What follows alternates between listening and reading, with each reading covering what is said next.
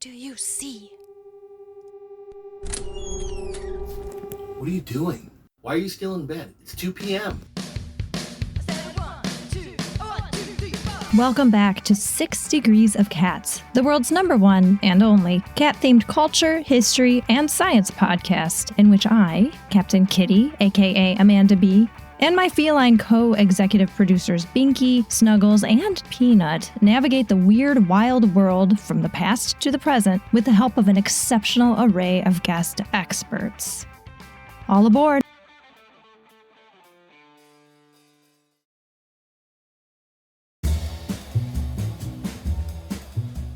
There are millions of reasons that we Homo sapiens have been simultaneously bemused, confused, and enchanted by cats.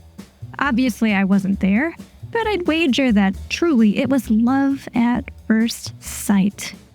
Or rather, scrutiny. Who among ye hath escaped the alternatingly or simultaneously curious, searing, judgmental, or loving gaze of a feline in your vicinity? As Ergo Josh said in our Baby Slander cat art episode, across the animal kingdom, eyes communicate and express a lot. Among other things they do for us, of course, such as focusing visual sensory information into a specifically engineered liquid orb, and starring in Luis Buñuel art films. Content warning if you don't like eyeballs. And, well, eyes have played a huge part of my identity, specifically as a Korean-American cat fanatic. It's my specific eye shape that has a racial connotation. One that sort of also connects me to cats. A stellar example of this, that one time this runty kid in 8th grade English class overheard me talking about my cats. He turned his little rat face towards me and said, You look like my mom's cross-eyed Siamese cat. Apparently, the shape of cat's eyes and eyes like mine is sometimes referred to as almond-shaped. And of course, exotic. Whatever. Backhanded racism aside, I'd rather have my eyes described as feline than, say, piggy-eyed, cow-eyed, bug-eyed, cock-eyed, beady-eyed, or even doe or puppy dog-eyed. Cat eyes rule, and every time I'm blessed by their watchful gaze, I feel so seen, bewitched, and even protected. And that, my friends, is what we came here to discuss. In this episode of 6 Degrees of Cats, join me as we take a closer look into the all-seeing eyes of these demanding house gods with the help of history, ophthalmology, and clairvoyance.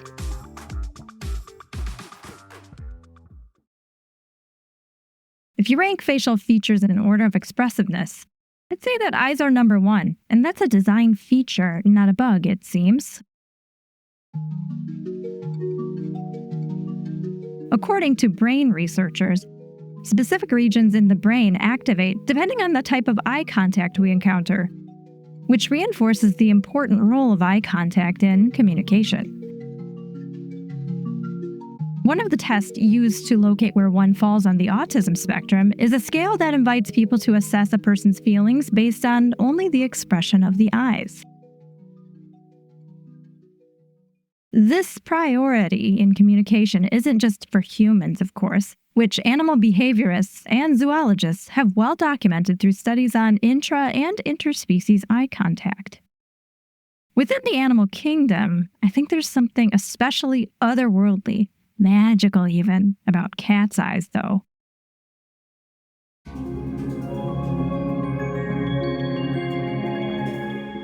Their eye color ranges from sky blue to iridescent green to golden yellow and everything in between. So distinctive that gemologists refer to the cat's eye gem's chatoyancy, or the degree to which it displays the look of an actual cat's eye.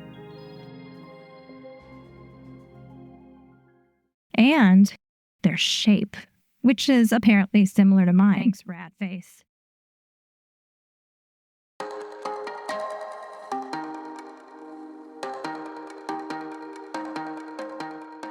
We can't talk about the magic and mystery of cat's eyes without getting into the most flattering look any person of any age, face shape, culture, or gender can rock.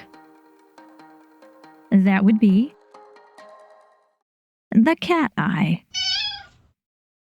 Anybody can wear eyeliner.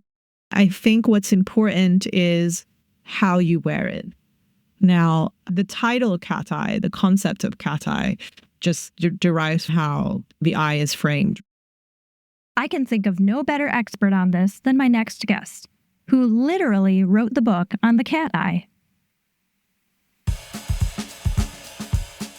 So my name is Zahra Hankir. I'm a Brooklyn-based author and journalist, and I'm the author of Eyeliner, A Cultural History. I started off as a journalist, so I was writing about finance, which wasn't really my thing. I did it for a few years and then started doing a lot of writing about culture, which is my real passion. I would actually say that the pinnacle of that is the book Eyeliner, which obviously is a very culturally driven book. I'm Lebanese with some Egyptian heritage, and I grew up in the UK. My parents had left civil war. They'd fled Lebanon. It's funny when people ask me where I'm from, I often say I'm Arab. I was always fascinated by the Middle East and the Arab world, and I always knew that I was going to be writing about it in some capacity. And like me, Zahra has a very personal connection to this topic.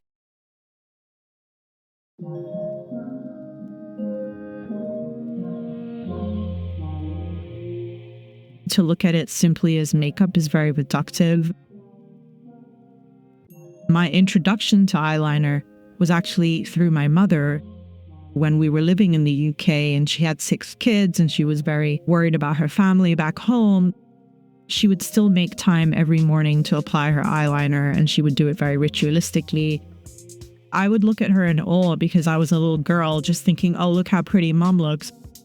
But I also understood even then that this object was sort of connecting her to something bigger than herself through her culture.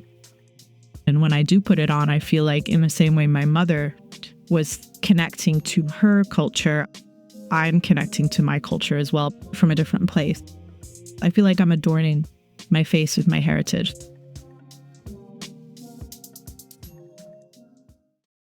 There are different ways of referring to it. Cat eye, sometimes you might say it's winged liner. The way to achieve the cat eye would be the tracing of the eye, the stenciling of the eye with a sort of a dark line, and the lines would then meet at the corners of the eye and create something of a flick. But really it's this idea of going beyond the natural sort of lining of the eye and creating that flick at the corner of the eye. I have to say here that as it is used in the Global South, is made from natural materials. The kohl, as it is referred to, can be prepared at home. So it isn't what you would find at like CVS or Walgreens or whatever.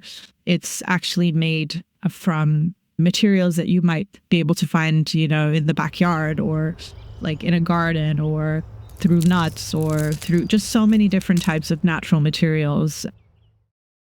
So that to me sets kohl apart from just how we interpret what eyeliner is.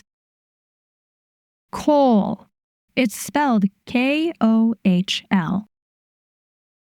Kohl originated in ancient Egypt. So that is the longest chapter in my book is actually about ancient Egypt.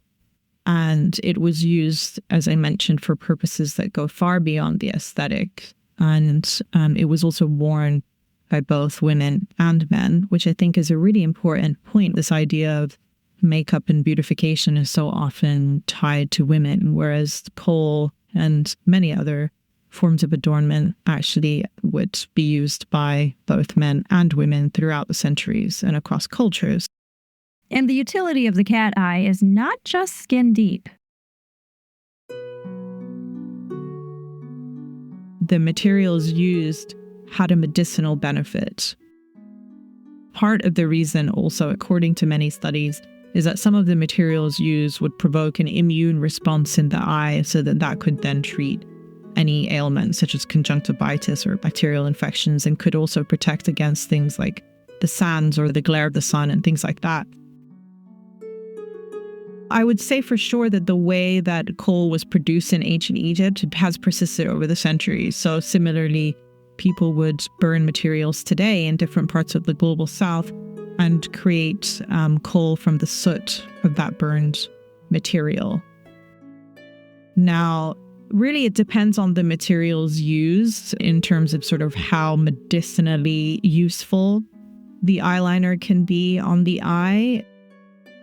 But as I said, there have been studies that have shown that it can provoke an immune response that then benefits the eye. And also, it's one of the reasons that the Prophet Muhammad in Islam was said to have worn the purest form of eyeliner himself, made from antimony.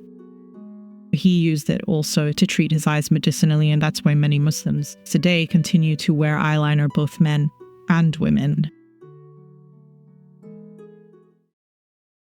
Zahra's research of cultures that embraced the cat eye look wings out from North Africa. Oh yeah, you know the place. For the chapter on ancient Egypt, I write extensively on Nefertiti, who, as we all know, is just sort of one of the most adored ancient Egyptian queens, primarily for her beauty. And her beauty, as we understand it today, is depicted in her bust, the bust of Nefertiti, which has been on display in a museum in Berlin for 100 years. Her bust was found in the deserts of Egypt and then, quote unquote, taken out of Egypt and into Germany. Unfortunately, she has not found her way home to Egypt.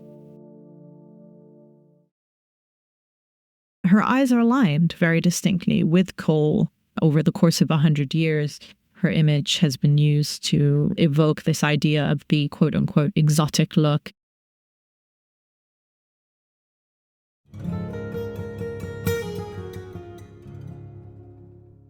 Eyeliner was ubiquitous in ancient Egypt, so it was worn by people of all classes and different genders. So Cleopatra very likely wore coal, as did Nefertiti. There were different cultural fascinations with different figures from ancient Egypt, and obviously Cleopatra was one of them. And that happened in the 1960s with the release of the film in which Elizabeth Taylor played Cleopatra. Depictions of Cleopatra in the film Cleopatra are not entirely historically accurate. The color of the eyeliner would most likely not have been blue. It would have been closer to grays or blacks or greens, given the materials used, which were malachite or galena. She did not meet the conventional beauty standards at the time in the way that people assume that she did. I think actually it's more about the power she wielded. But we have to assign conventional standards of beauty to her. Irrespective of all those narratives swirling around her, yes, she would have worn eyeliner. That is really the origin of the cat eye as we know it in the Western world, because white Western women started clamoring to try to emulate that look.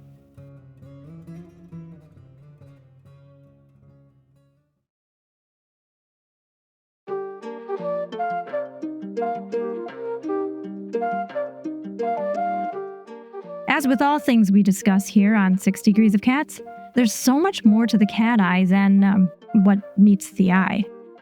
I don't deny that it's makeup or a cosmetic, but I would look at it more as a cultural artifact.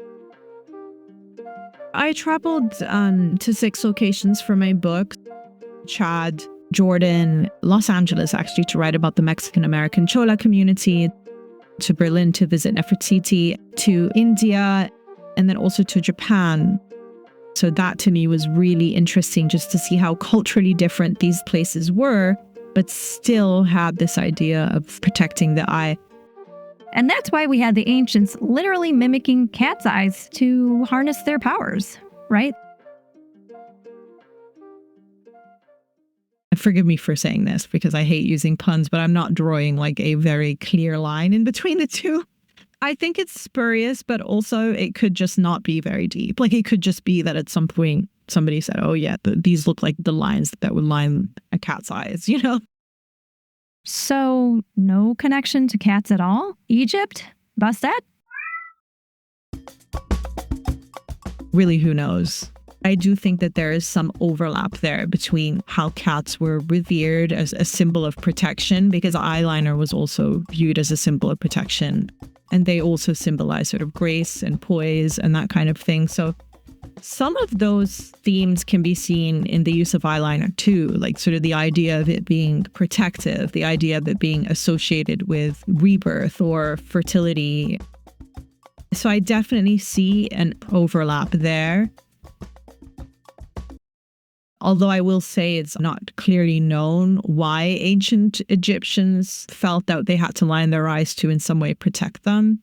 It's just interesting to see again that there's that unique through line across all the cultures, is that this idea of protecting against evil or evil spirits is sort of manifested by drawing a line around your eyes.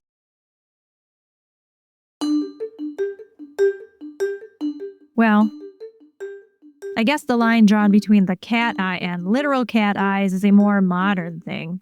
Though the very spiritual, protective connection to Egypt between eyes and cats is clearly there. So this won't be our last stop in Cairo this season. But up next, we're off to other realms after the break.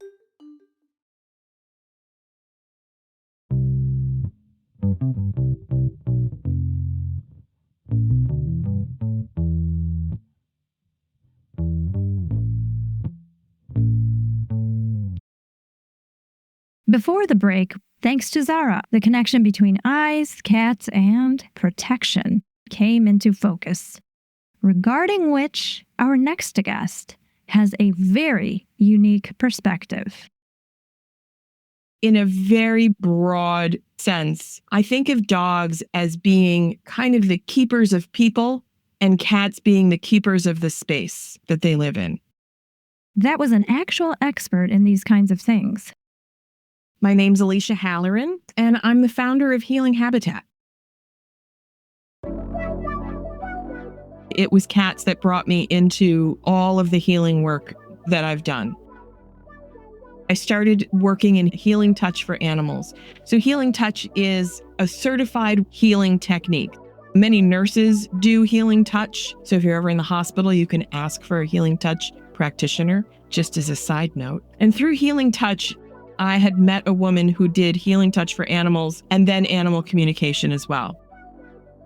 I enrolled in a clairvoyant training program. And so that's where working with energy and working with animals came together. Right now, I do animal communication, working with people and their pets. And I also do holistic coaching, working with people. And I'll tell you that 95% of my clients come from their animals. Animals come in and they're like, we need more help. And so I work with the pet parents. About clairvoyance.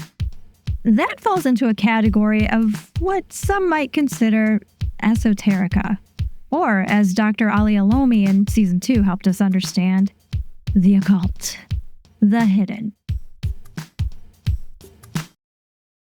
In the 21st century, the most reliable, standardized methods of measuring and reporting on the physical world in which we live requires a foundation of scientific knowledge and the assumptions that have already been established.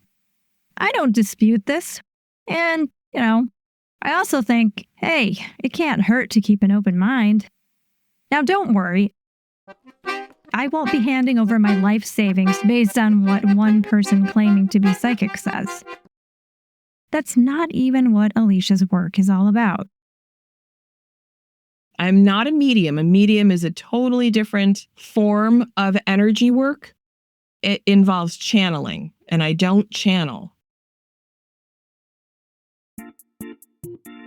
If you're like me, most of your understanding of extrasensory perception, or ESP, comes from the 1990s white-collar crime thriller Ghost, starring Whoopi Goldberg and Patrick Swayze. So let's break down some of the language here real quick, then we'll get back to Alicia. The word medium aptly describes a person who uses their body to facilitate the receipt and relay of messages from those other dimensions, be they places like heaven or hell or purgatory, or other places in the universe, or even the same place but at a different time, like the past or the future. Famous purported mediums and psychics have included Nostradamus, Edgar Cayce, and my personal favorite, Miss Cleo. There's like a whole documentary on her. Anyway, now that we've gotten that out of the way, at least for this episode, hint hint, let's get back to Alicia's domain of expertise, clairvoyance. Clairvoyance is literally, it translates as clear seeing. So it's the ability to see clearly. It's working with energy on a visual sense. So a picture-based sense. There are other types of sensitivities or psychic abilities, you could say, such as clairaudience, which is the ability to hear.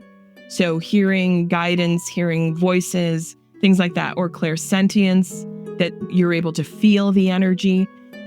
So as a clairvoyant, I work, I would say visually. With my eyes closed, I can see pictures. So when people ask me questions about their animals, it's just kind of seeing the energy of it. There are colors, there's shapes, there's textures, there's just all of those different visual cues that then I've learned to interpret. It comes as pictures, like watching a movie. And then in the same sense, when you watch a movie, you know, a movie can make you cry, a movie can make you jump, a movie can create a lot of feelings in your body. It's not working from the feelings in my body, but really of what I'm watching. So it sounds like it's almost refining sensations or energies, if you will, input from the environment, and clarifying them into observations that might have been overlooked or written off at first glance. Let's gather the facts. Let's see what's going on, see how we can pull this together and see what's going on with that. See what's going on with the person, what's going on with the animal, and how those two things relate to each other. Acting not as a predictor, but rather... Absolutely a reporter.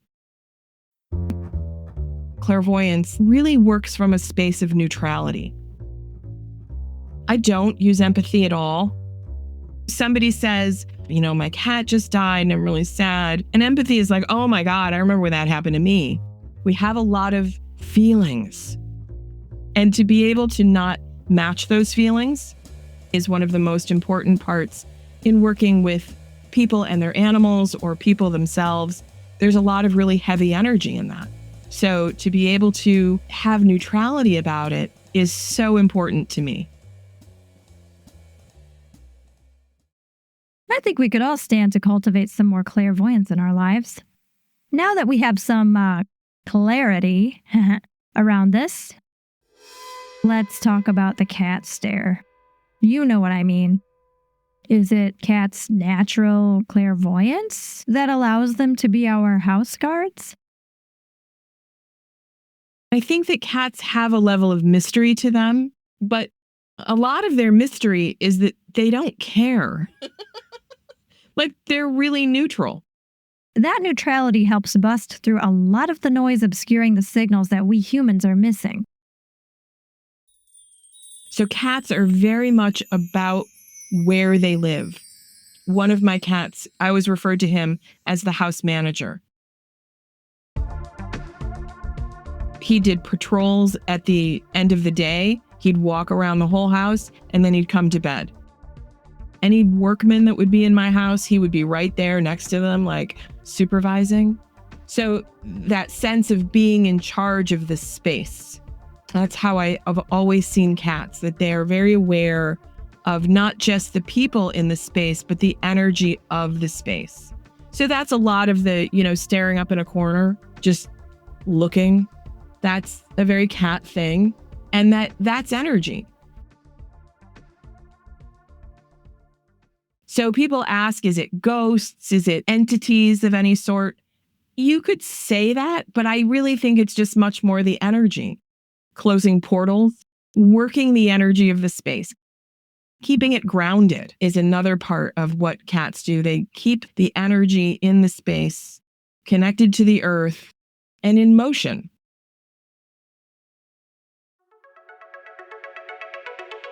Whoa. Portals? I just got more shivers there. Cats have always been kind of part of that. In folklore, the witch's familiar is always a cat. They're just ubiquitous in that occult space. So, maybe pay closer attention to the moment at hand. These feline paranormal investigators may be picking up something that you're not. Sure, could be mice in the walls. It could be leaking water in your ceiling. It could be dog poo, which is why we are a shoes-off household. Or It could be ghosts. to align with what most feline behaviorists and researchers have long known, it's not your home, it's theirs. Anyway, Snuggles, I'm sorry I ever doubted you. Let's add house manager to your CV. Snuggles? Snuggles? Hello? What are you staring at?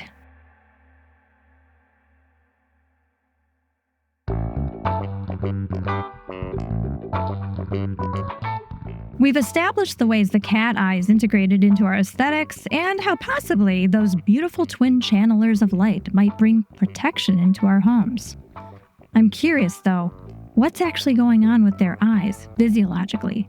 And could that help us understand more about the cat's eye view of the visible and hidden world? Lucky for us, I have a cat eye expert here to explain what exactly is catching their eye, or eyes. My name is Steve Haynes. I'm a veterinary ophthalmologist at the Veterinary Eye Center in New York City. My backstory is that I went to undergrad at Cornell University, vet school at the University of Pennsylvania. After vet school, I decided to go into advanced specialty training and then kind of landed on the fact that I wanted to do eyeballs for forever. An ophthalmologist is basically a person that deals with diseases of the eye and around the eye, like the medical and surgical aspects of eye disease.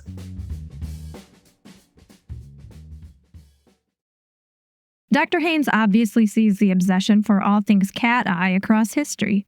It's staring us in the face.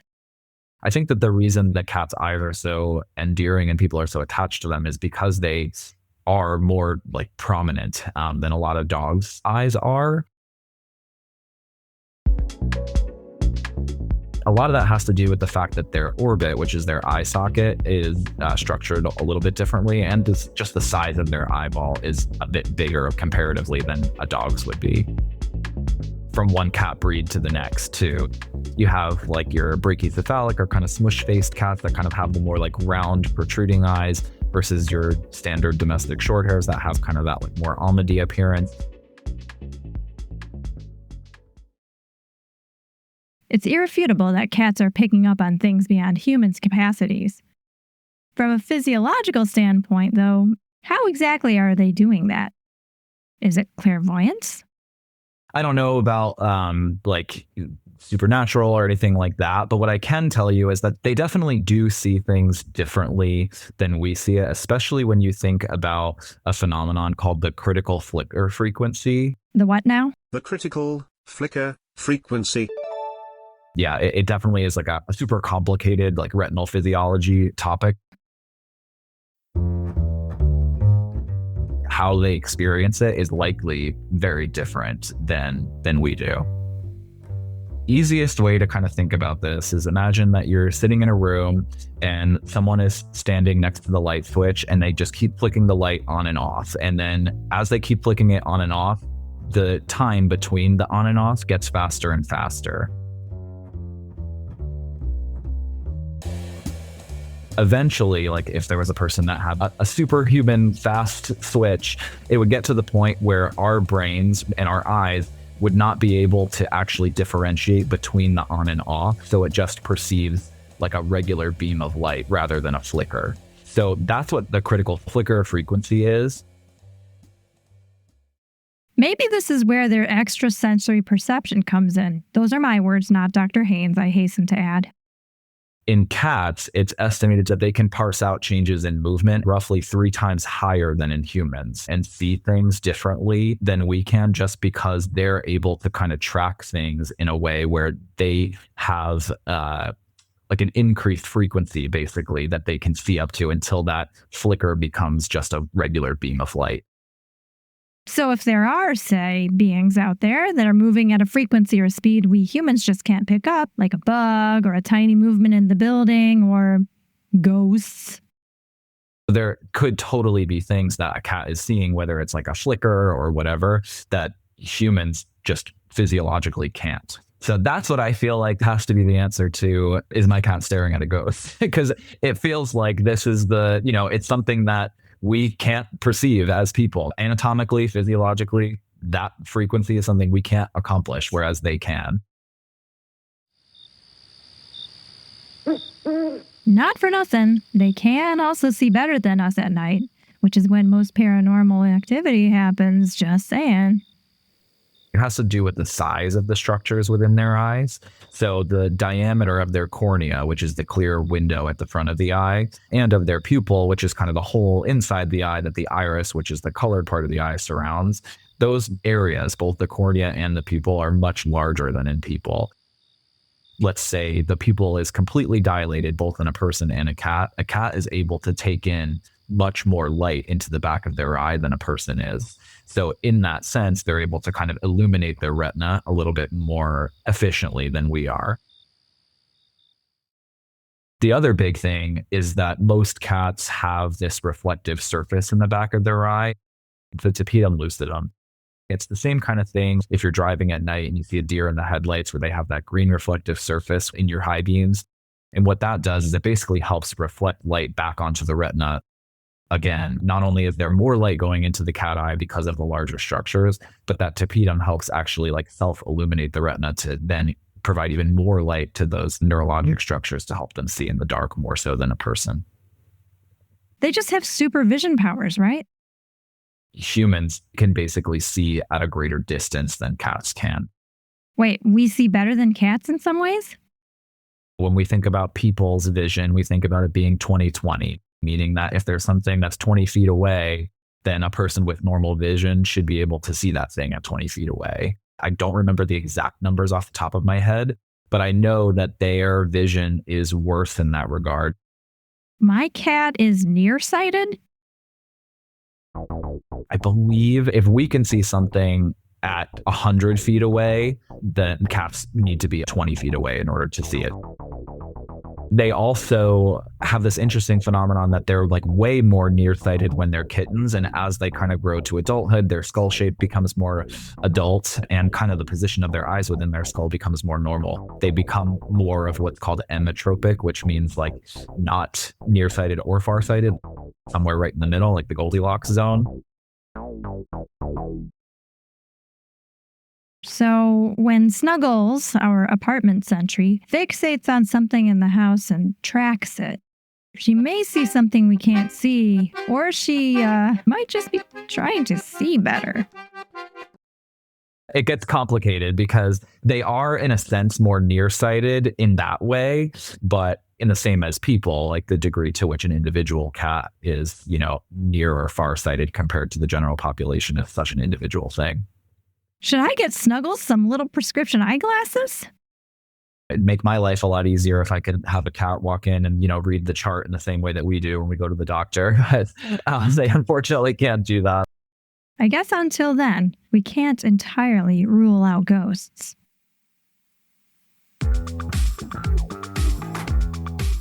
Friends, even as we continue to learn more and more about the natural world and rectify it with our sense of wonder and curiosity, I think it's okay to say that there are some things we just can't see yet. We continue to learn about the natural and even supernatural world whenever we ask these seemingly weird out there questions.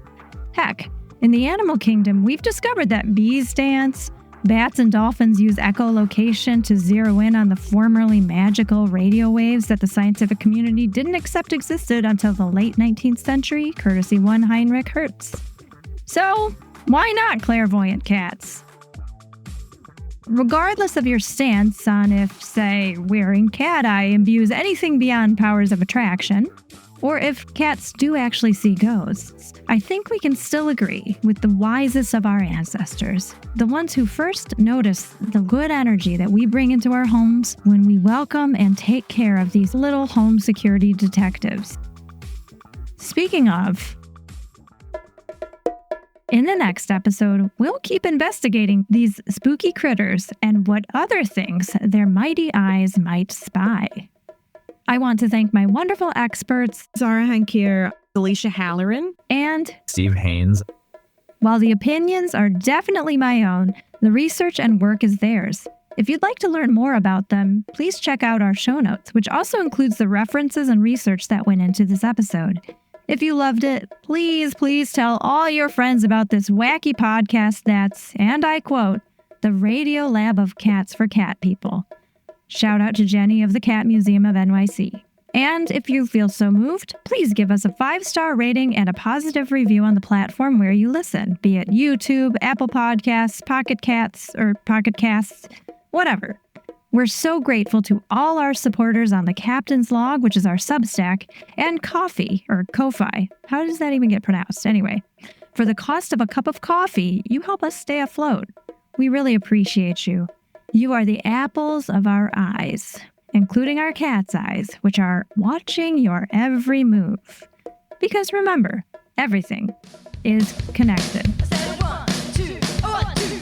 6 Degrees of Cats is produced, written, edited, and hosted by yours truly, Captain Kitty, aka Amanda B.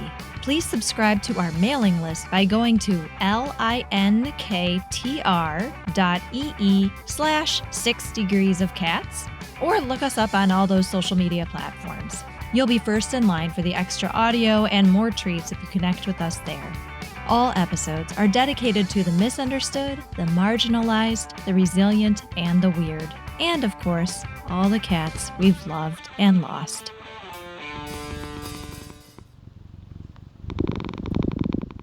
Yeah, so I have 2. One of them, his name is Shrek. He's an orange boy. He actually was a blood donor at the University of Pennsylvania for a while. They kind of have like a blood donation room where they take cats from poorer situations, like whether they're on the street or in crowding situations, basically give them the best life ever for a few years, and then also will take blood from them to use as a blood bank for animals that might need it in the hospital. And then after their tenure of being a blood donor is up, then they get adopted out. So that's where I got Shrek. And my other one's name is Bernard, and he is a black and white guy that I actually got at the University of Florida because he, interestingly enough, came into the ER because he got attacked by an armadillo. We ended up kind of like fixing him up real quick in the ER, and I took him home. But since then, I was like, how did this cat get into a fight with an armadillo?